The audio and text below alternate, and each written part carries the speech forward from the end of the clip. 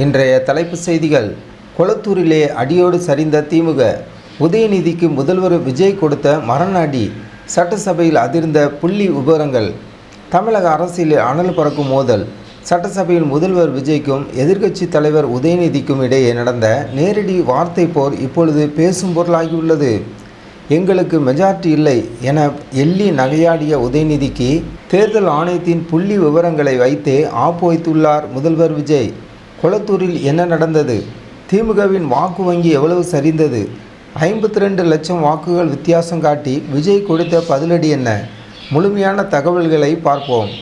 சட்டமன்றத்தில் நேற்று நம்பிக்கை கோரும் தீர்மானம் கொண்டு வரப்பட்டது.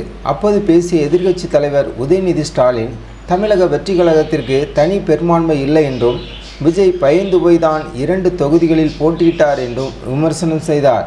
இதற்கு சிரித்து கொண்டே பதிலடி கொடுத்த முதல்வர் விஜய், நாங்கள் 2 தொகுதியில் போட்டியிட்டது பயத்தினால் அல்ல, மக்களின் அன்புக்காக.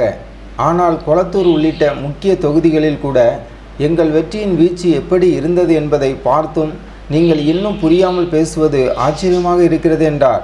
மேலும் அதிகார திமிரில் ஆட்டம் போட்ட 15 திமுக அமைச்சர்கள் தோற்று போனது ஏன் என்ற கேள்வியும் முன்வைத்து திமுக வரிசையை அதிர வைத்தார். புள்ளி விவர போர். 10% வித்தியாசம்.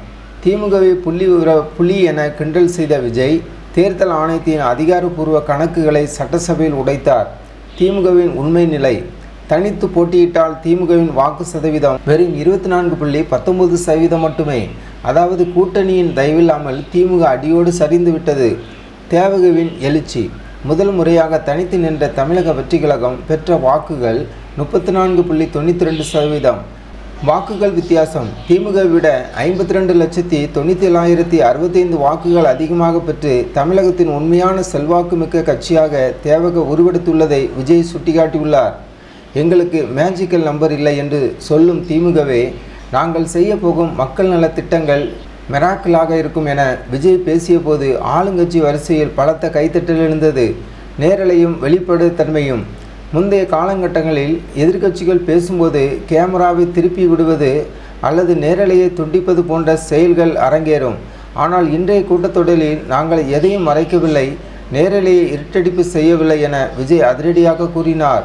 144 உறுப்பினர்களின் ஆதரவோடு தேவக அரசு தனது பெரும்பான்மை நிரூபித்திருப்பதாகவும் இது மக்களின் உண்மையான வெற்றி என்றும் அவர் முழங்கினார். ரீல்ஸ் உலகிலே மிதந்து கொண்டிருக்கும் திமுகவுக்கு வரும் காலங்களில் மக்கள் ரியாலிட்டியை கற்பிப்பார்கள் என தனது உரையை முடித்தார் விஜய். திமுகவின் விமர்சனங்களுக்கு புள்ளி விவரங்களுடன் விஜய் கொடுத்த இந்த பதிலடி பற்றி உங்கள் கருத்து என்ன? கமெண்டில் சொல்லுங்கள். ஜனநாயகம் டிவி சேனலுக்கு புதியவராக இருந்தால் ஜனநாயகம் டிவி சேனலை சப்ஸ்கிரைப் பண்ணுங்கள்.